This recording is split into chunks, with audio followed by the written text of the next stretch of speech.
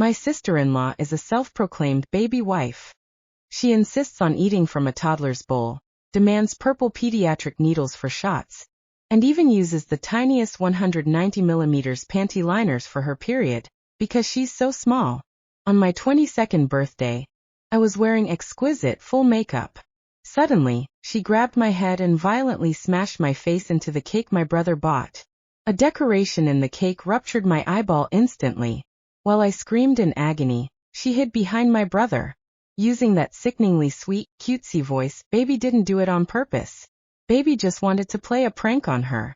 My modeling career was destroyed, and I fell into a deep depression. I wanted to press criminal charges, but my brother blocked me. Your eye is already ruined, he said coldly. Don't ruin my baby's life too, okay? On the day of their engagement, I jumped from the roof, ending it all. But when I opened my eyes again, I was back at my 22nd birthday party. Harper, your eyeshadow is snatched. Can you do mine? Baby wants to look pretty too. The voice of my sister-in-law Bella pierced the air, sending a cold shiver down my spine. I snapped back to reality, staring at myself in the vanity mirror. My right eyeball was intact. I closed my left eye. The world was clear, sharp, and beautifully three-dimensional. I had been reborn. I was back. Back to the day that bitch Bella destroyed my eye. Seeing I hadn't responded, Bella waved a manicured hand in front of my face. Harper, hello? Are you spacing out? Can you hear, baby? Ich hab Bella's finger. Hot. I stared into those big, doe-like eyes of hers. Of course, Bella. A smile crept onto my face. Sister-in-law, which color do you like? I'll make you look killer.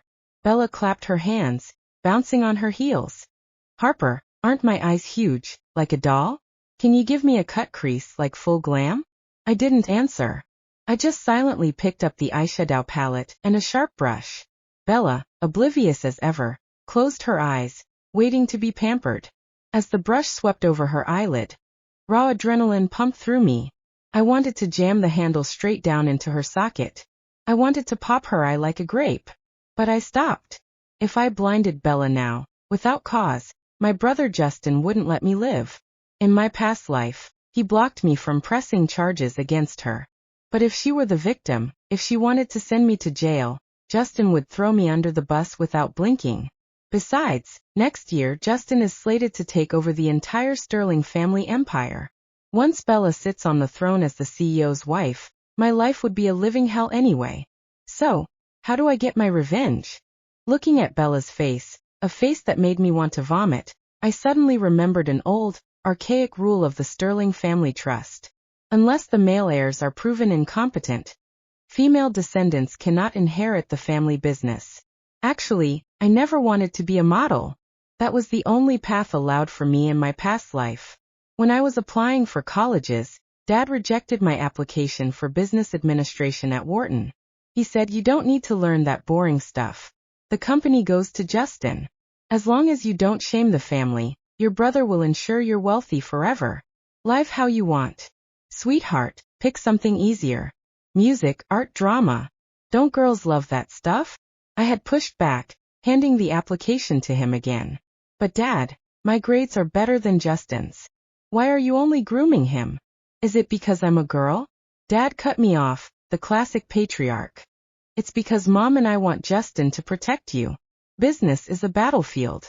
We don't want you to suffer. Plus, your brother spoils you. Do you really think he'd leave you out in the cold once he's CEO? In my past life, brainwashed by my father, I went to fashion school. I accepted that Justin was the heir. But later, when tragedy struck, I learned the hard way. Power is useless unless it's in your own hands. This time, if I can prove to the board and the elders that I have bigger balls and better brains than Justin, and become the first female CEO of the Sterling Group, wouldn't that be a hell of a lot more satisfying than just taking one of Bella's eyes? Harper, are you done yet? Bella whined. She cracked one eye open to check her phone. Your brother just texted. The cake is here. The party is starting. He wants the birthday girl out there now. The cake is here. I packed up the makeup, the corner of my mouth twitching into a smirk. Let's go then. I really want to see what kind of cake Justin ordered for me. Bella pouted, a hint of jealousy in her voice. I bet it's not as pretty as baby's birthday cake was. I pretended not to hear her, grabbed her hand, and dragged her toward the banquet hall. The room was packed. Friends, influencers, social climbers. Amidst the cheers, my brother Justin wheeled out a 2-tier custom cake toward us. In my past life, I was too drunk on happiness to notice Bella's expression. Today, I saw it clearly. As Justin pushed the cake toward me, her face was twisted in pure, ugly envy. Bella hadn't been joking last time. She was jealous. She shoved my head into that cake to hurt me. It was premeditated assault. Harper, happy 22nd birthday. I handpicked this design. Do you like it? Justin beamed. Quick, close your eyes and make a wish. In the previous timeline, the moment I closed my eyes, Bella grabbed my hair and slammed my face down. My right eye was impaled instantly by a hidden structural dowel inside the cake. The pain was blinding, literally. I nearly passed out from the shock. When I lifted my bloody, ruined face, Bella was hiding behind Justin, using that sickening, soft baby voice. Baby didn't mean to. Baby just wanted to play a prank on her. Baby didn't know there was a sharp stick inside. Harper is bleeding. Baby is scared. I was rushed to Mount Sinai, but my eye was gone. At the hospital, Bella cried fake tears into Justin's shirt, screaming about how she should poke her own eye out to apologize. Naturally, Justin spent the whole time comforting her instead of checking on his mutilated sister. After the surgery, my parents arrived. They cried over me, lamenting my ruined face. They blamed Bella for being careless, but the tears stopped the second I mentioned pressing criminal charges. Justin spoke first. Harper, Bella and I are about to get engaged. She took the joke too far, yes, but we are family. You lost an eye and we will feel guilty forever. We will take care of you for the rest of your life. I looked at Mom and Dad. Their faces were cold stone. Harper, the engagement is public news. If you sue her now, it's a massive scandal for the Sterling family. We forbid it. I tried to argue, but Justin cut me off. Harper, your eye is already ruined. Don't ruin my baby too, okay? I'll support you forever. Bella said she'd take care of you too. She's just immature. Forgive her this once, okay? I didn't speak. I just let the tears flow. The doctor said crying would hurt the wound, but the pain in my heart was far worse. My family had just stabbed me in the back.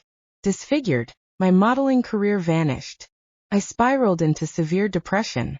On the day Justin and Bella got engaged, I jumped off the roof of my apartment building. But this life? Hell no.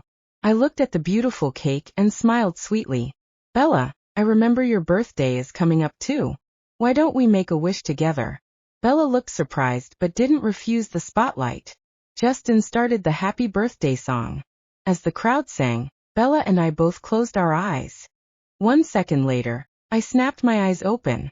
I grabbed the back of Bella's neck and slammed her face into the cake with everything I had. Thud. High-pitched screams filled the room. Justin's face went pale. Bella lifted her head, cream dripping down her neck, masquerading as a frosting monster. She immediately latched onto Justin, wailing. Wah! Why did Harper do that to baby? What if there was a stick in there? Baby's eyes would be ruined. Oh, I knew exactly where the dowel was. I just chose not to hit it. Yet she knew. She fucking knew that those cakes have sharp supports inside. I grabbed a napkin and ran over, pretending to panic. Bella. OMG, I'm so sorry, I was just excited. Look, you're fine. Bella slapped my hand away. You did it on purpose. You bitch. I came to celebrate you and you tried to blind baby. Harper, you are toxic. Justin was shouting at the staff for wet wipes, ignoring the accusation. I leaned in close to Bella's ear, my voice dropping to a whisper so only she could hear. Yeah, Bella, I did it on purpose. So what? Are you going to kill me? Or do you want to gouge my eye out too? Bella let out a horrifying screech, terrified. Justin rushed back. Bella, what's wrong? Is there frosting in your eye? Her. Bella pointed a shaking finger at me. She just said she did it on purpose. She said she wants to kill baby. I ignored her. I picked up the steel cake knife and with a swift, violent motion, stabbed it into the cake. I carved out a huge slice of my 22nd birthday. I took a bite. The buttercream was rich and sweet. I felt alive. I watched Bella sitting on the floor like a giant toddler throwing a tantrum, demanding Justin get justice for her. Justin lowered his voice, trying to de-escalate. Bella, please. It's Harper's birthday. Everyone is watching. Your eyes are fine. Can we talk about this later? Please, baby. Bella wasn't having it. She tugged at his suit pants, refusing to get up. God, she was an embarrassment. A total baby wife. Seeing Justin struggle, I decided to play the game. I caught Justin's eye and signaled, I'll calm her down. You owe me one. Desperate, Justin nodded immediately. I put down my cake. I walked over, knelt in front of Bella and I slapped myself across the face. Hard. The room went dead silent. Sister-in-law, I crossed the line. I shouldn't have pranked you like that, I said, voice trembling with fake remorse. I slapped myself to apologize. Please don't be mad. If you're still upset, you can shove my face in the cake too, okay? Bella loved drama, but she knew when to stop. Me groveling in front of everyone fed her ego enough. She finally stood up, wiping fake tears. I reached out and gently cleaned the cream off her face. Those things, I whispered. Just a joke, Bella. Don't be so sensitive. You're marrying my brother. We're going to be family. Crisis averted. Justin let out a breath he'd been holding for 10 minutes. The crowd went back to drinking and eating cake. The show was over, but the war had just begun. Bella stopped crying the second people started paying attention to something else. That was the thing about her. She didn't actually feel emotions deeply. She performed them. Like a toddler testing what kind of tantrum got candy faster. And tonight, she'd already gotten what she wanted. Justin's attention. Sympathy. Everyone circling around her instead of me. She sniffled dramatically while fixing her ruined lashes in her phone camera. Baby's makeup is literally destroyed. One of the influencers nearby immediately comforted her. It's okay, Bella, honestly it still looks cute. Cute. I almost laughed into my champagne. Cream was still stuck in her extensions. Justin finally walked over to me once the crowd settled down. His expression was strained. What the hell was that? I tilted my head innocently. A prank. You know Bella is sensitive. And? I took another bite of cake. Apparently shoving faces into desserts is hilarious now. His jaw tightened. For a second I saw it. Recognition. A tiny flicker in his eyes. Because somewhere deep down, he remembered Bella had done the exact same thing to me in the other timeline. Only this time, nobody got hurt. Which meant he couldn't explode at me without looking insane. Bella suddenly waddled over in her ridiculous platform heels and attached herself to Justin's arm. Baby's traumatized. Justin immediately softened. Okay, relax. No, she pointed at me dramatically. She hates baby. She's jealous because Justin loves baby more. The room got awkwardly quiet again. God. She really thought she was the main character of reality. I dabbed the corner of my lips with a napkin. Bella, you're 26. Her face froze. That hit harder than the cake. A few people nearby choked on their drinks trying not to laugh. Bella's voice sharpened. What's that supposed to mean? It means maybe stop referring to yourself in third person before people start thinking Justin's dating an iPad toddler. Someone actually snorted. Justin shot them a glare. Bella's eyes instantly filled with tears again. Weaponized tears. On demand. Justin. He rubbed his temples. Harper, enough. I smiled sweetly. You're right. Sorry. Bella looked victorious immediately. It was pathetic how easy she was to manipulate. I stood up and raised my champagne glass. Actually, I have an announcement. The room quieted. Dad looked over from across the hall. Mom paused mid-conversation. Even Justin frowned. I smiled wider. I've decided I want to join Sterling Group. Silence. You could practically hear the confusion spreading through the room. Dad laughed first, assuming I was joking. To model for a campaign? No, I looked directly at him. Management. His smile disappeared. Justin stared at me like I'd suddenly started speaking another language. Mom blinked slowly. Harper. I'm serious. I set down my glass. I'm applying for the executive training program next quarter. Bella actually looked offended. As in office work. I ignored her. Dad's tone hardened immediately. You already chose your career path. No, I corrected calmly. You chose it for me. That made several older shareholders nearby glance over. Good. Let them listen. Dad lowered his voice. This isn't the time. I think it's the perfect time. I smiled. Justin's getting ready to inherit the company, right? Wouldn't it be nice if his little sister could help him? Justin finally spoke. Harper, business operations aren't simple. I almost admired the audacity. His GPA in college had been held together by tutors and family connections. Mine had beaten his every single semester. But because he was born male, everyone acted like he was some future titan of industry. I looked him dead in the eyes. Then it shouldn't be hard for you to outperform me. The air shifted instantly. Now the room was interested. Because rich families loved one thing more than money. Competition. Dad's expression turned ugly. Harper. But I kept going. I want the same opportunities Justin got. Same training. Same evaluation standards. That's fair, isn't it? One elderly board member nearby suddenly chuckled into his wine. Actually, he said, the girl does have a point. Another director nodded slowly. I heard she graduated top of her class. Justin's expression darkened by the second. Bella clung tighter to his arm like she sensed danger without understanding it. Dad forced out a laugh. Harper's just emotional tonight. No, I said softly. I'm ambitious. That landed like a brick through glass. Because daughters in our family weren't supposed to say things like that out loud. Mom immediately stepped in.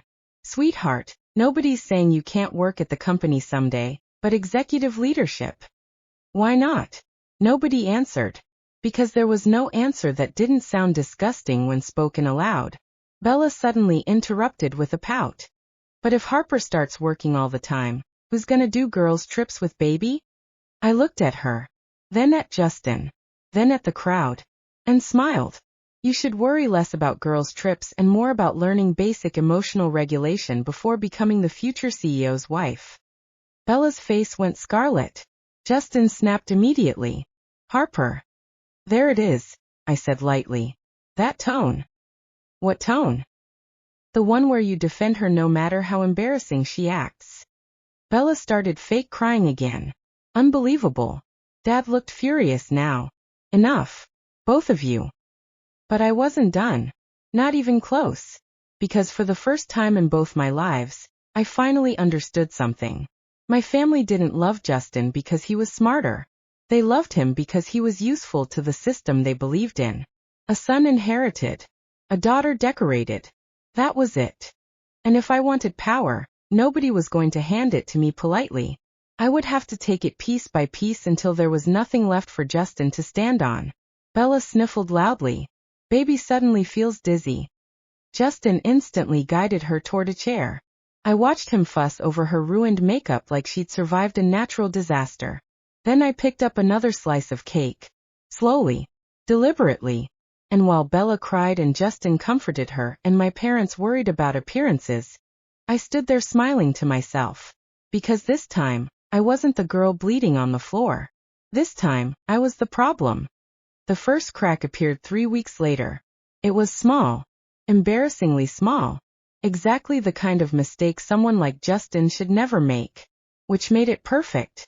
I sat in the 20th floor conference room of Sterling Group, wearing a charcoal blazer, and a calm expression while Justin presented quarterly expansion projections to the board. He looked polished. Confident. Tailored navy suit. Expensive watch. That practice CEO and training voice he'd copied from our father. If someone didn't listen too carefully, they might even mistake him for competent. The Singapore acquisition is projected to increase regional revenue by 14% over 18 months. Justin said smoothly, clicking to the next slide. A graph appeared. Numbers. Forecasts.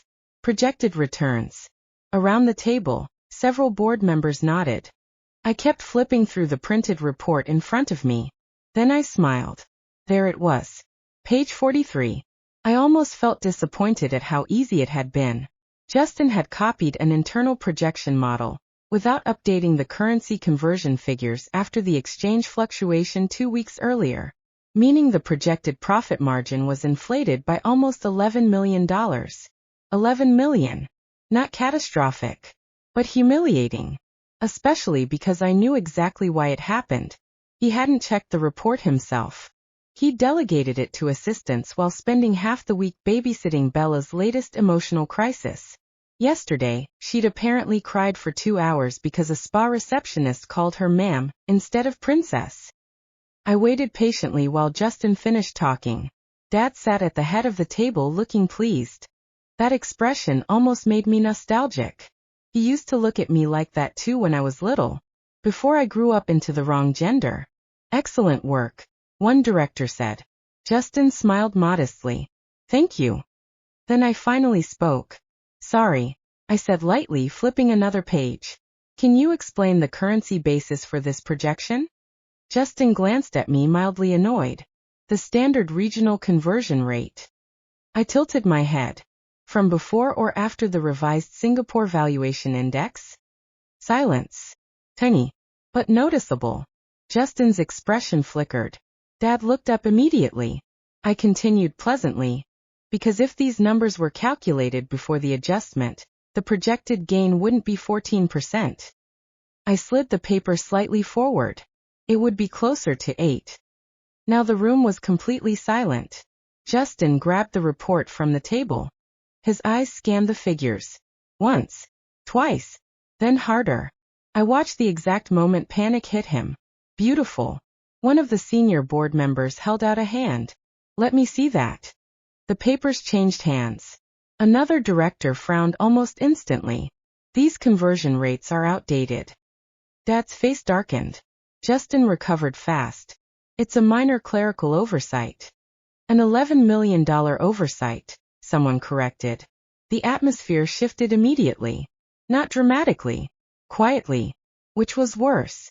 Because people in rooms like this didn't scream when confidence died. They simply stopped believing in you. Justin straightened his tie. I'll have the corrected projections sent by tonight.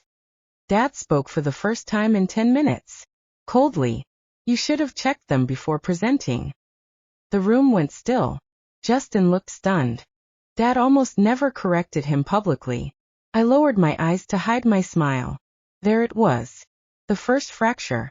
After the meeting ended, Justin cornered me near the elevators. You did that on purpose. I looked genuinely confused. Did what? You knew. Well, yes. I shrugged. I read the report. His jaw clenched. You're trying to embarrass me. No, I corrected softly. You embarrassed yourself. I just noticed. The elevator doors opened behind me. Justin stepped closer, lowering his voice. You think one little mistake changes anything? I met his stare calmly. I think weak people always call the beginning little because they're terrified of admitting something bigger is happening. For the first time in my entire life, Justin looked unsettled around me. Not annoyed.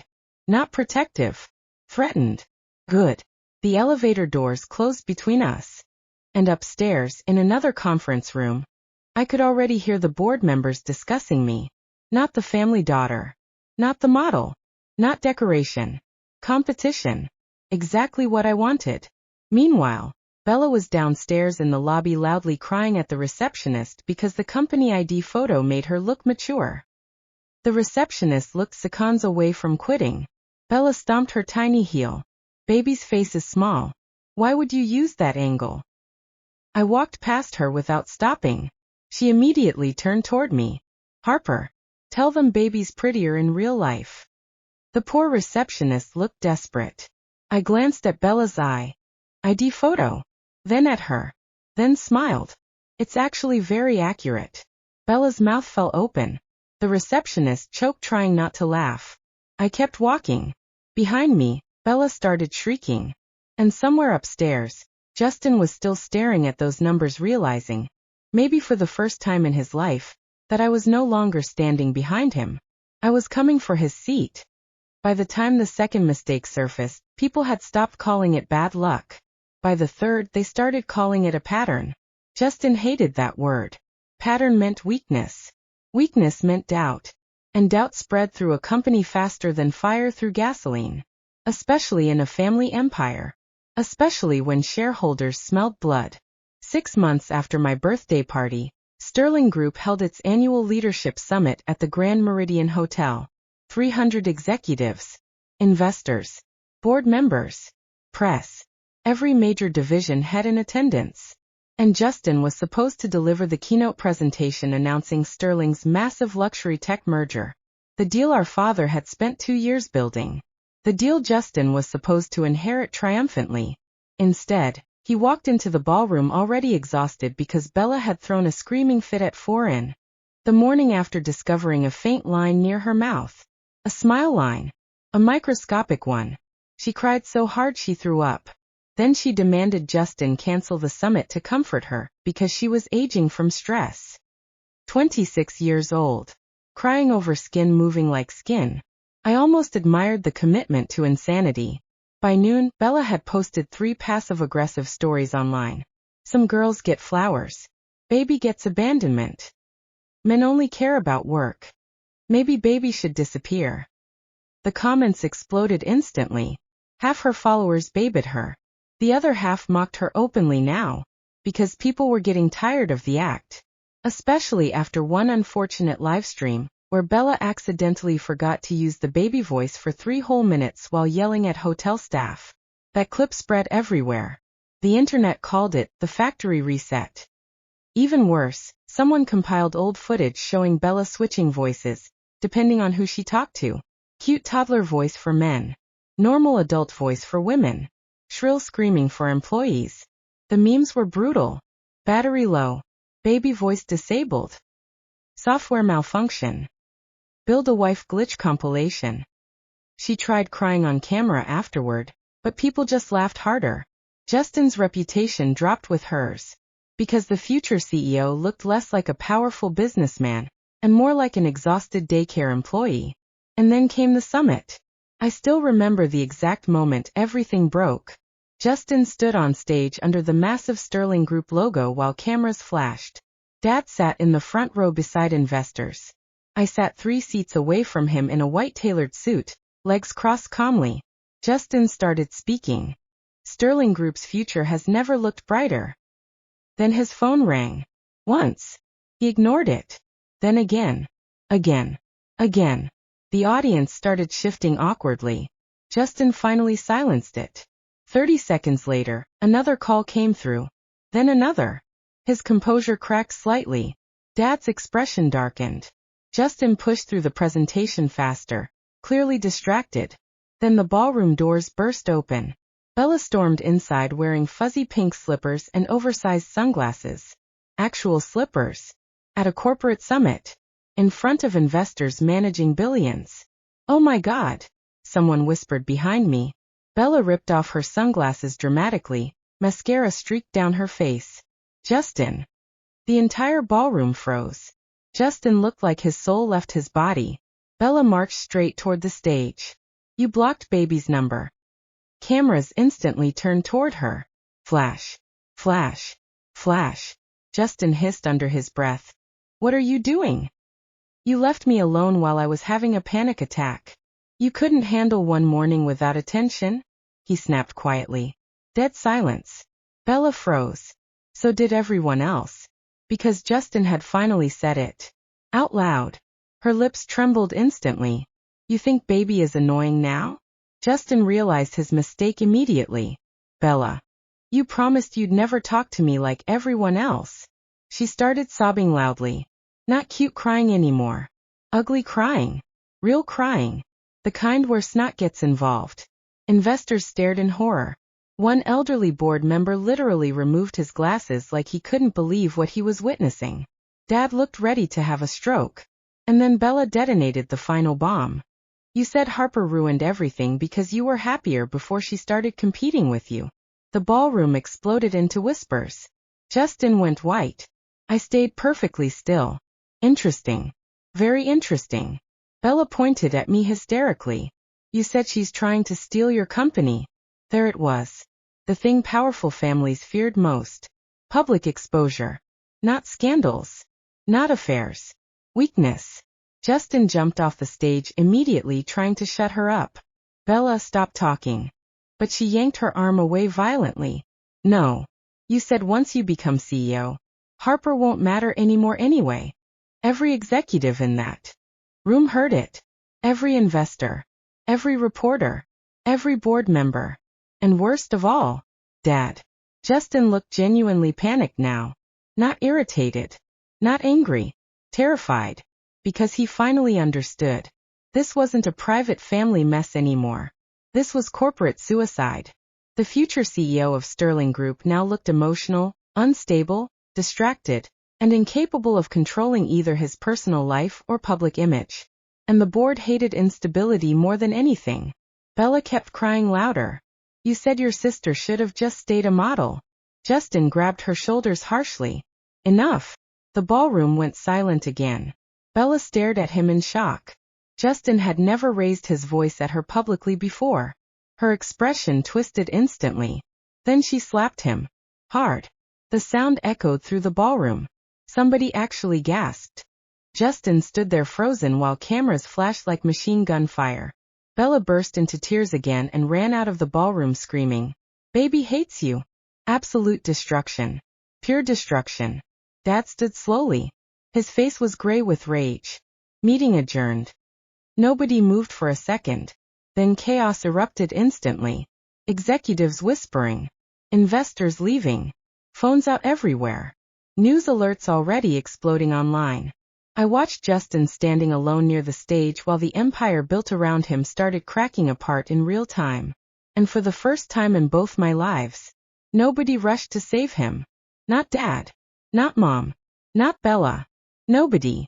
Because once powerful men stop looking powerful, people abandon them incredibly fast. I rose calmly from my chair. Justin looked at me desperately as I walked past him. Like maybe I would help.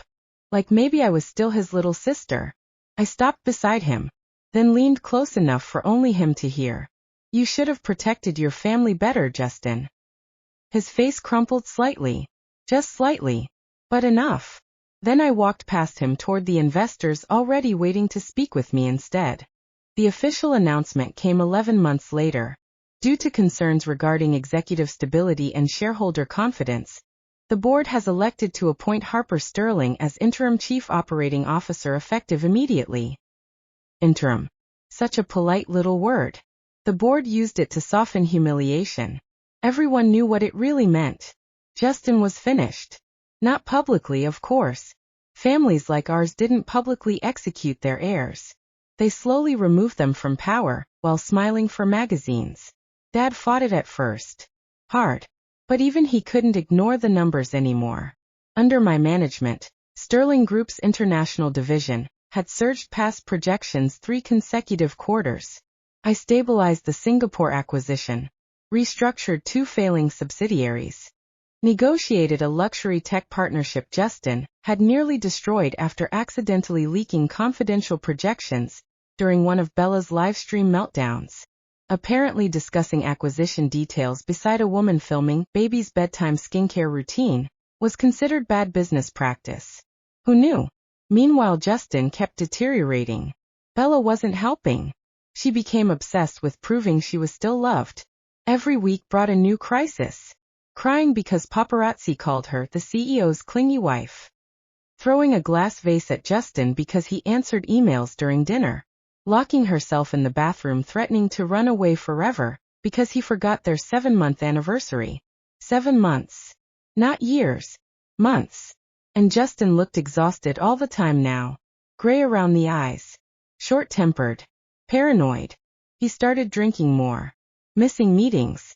Snapping at executives. Once during a shareholder dinner, he accidentally called a senior investor brother because Bella constantly demanded he call her baby. That story spread through the company in under an hour. People laughed behind his back openly now. The golden heir had become a joke. Then came the final disaster. Bella crashed Justin's car. A $180,000 Aston Martin wrapped around a divider at 2 in the morning because she was live streaming herself crying while driving. Thankfully nobody died. Unfortunately for Justin, the live stream captured everything. including Bella screaming, "Justin ruined baby's life. He said he misses how things were before Harper." The clip went viral in under 6 hours. Stockholders panicked. The board emergency meeting lasted all night. By morning, Justin was removed permanently from succession consideration. Dad aged 10 years in a single week. Mom stopped hosting social events entirely. And Bella? Bella finally realized the fantasy was over when the luxury brands stopped sending gifts. When invitations disappeared. When gossip accounts started mocking her instead of worshiping her. When people stopped finding her cute. She couldn't handle it. One afternoon she showed up at Sterling headquarters wearing a frilly pink coat and huge sunglasses demanding to see Justin. Security refused to let her upstairs. Baby is family. The guards didn't care. She started screaming in the lobby. Crying. Throwing things. Demanding someone fix this. Employees stood around secretly recording her while pretending not to. Nobody pitied her anymore. That was the cruelest part. Pretty girls can get away with insanity for a very long time. Until suddenly they can't. Justin eventually came downstairs looking utterly destroyed. Wrinkled clothes. Unshaven face. Eyes dull. Bella burst into tears the second she saw him. "You abandoned baby." He looked at her for a long time. Then said quietly, "I lost everything because of you." Her face cracked. No. Yes. For once, there was no softness left in him. No indulgence. No obsession. Just exhaustion. "You ruined my career." Bella started shaking her head immediately, like a child refusing reality. No, Harper ruined it. Harper manipulated everyone. Justin laughed. Actually laughed. A hollow, miserable sound. "Harper didn't make me weak." Silence. She just exposed it. Bella's lips trembled. Then she started crying again. But Justin didn't comfort her this time. He simply turned around and walked away while she sobbed in the middle of the lobby. Nobody chased after her. Nobody cared. I watched the entire thing from the glass balcony above. Then I turned back toward the boardroom. Toward my boardroom. 6 months later, I officially became the first female CEO in Sterling Group history. The media called it revolutionary. Dad called it unavoidable. I called it mine. At the celebration gala, reporters asked how it felt to break tradition. I smiled into the cameras. Competence should never be gendered. The quote ended up everywhere. Meanwhile, Justin disappeared quietly into one of Dad's smaller overseas branches. Not important enough to matter. Too embarrassing to display. And Bella? Last I heard, she was trying to become a lifestyle influencer again. The views were terrible. Turns out the internet loses interest quickly once the princess falls out of the castle. Especially when everyone already watched the collapse in real time. Sometimes late at night, I still think about that first life. About blood running down my face. About waking up blind in one eye while my family protected the woman who did it. Back then, I thought revenge meant making Bella suffer. I was wrong. Real revenge was much better. I took everything they said a woman could never have. The company. The power. The legacy. And in the end, the funniest part was this. I never had to destroy Justin. I just stopped protecting him while he destroyed himself.